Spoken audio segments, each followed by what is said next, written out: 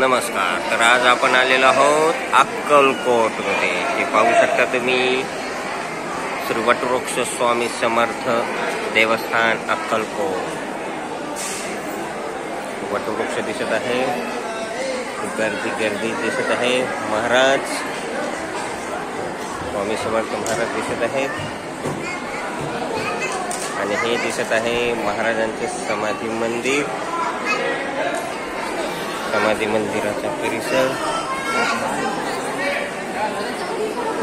श्री स्वामी समर्थ वटवृक्ष स्वामी समर्थ मंदिर.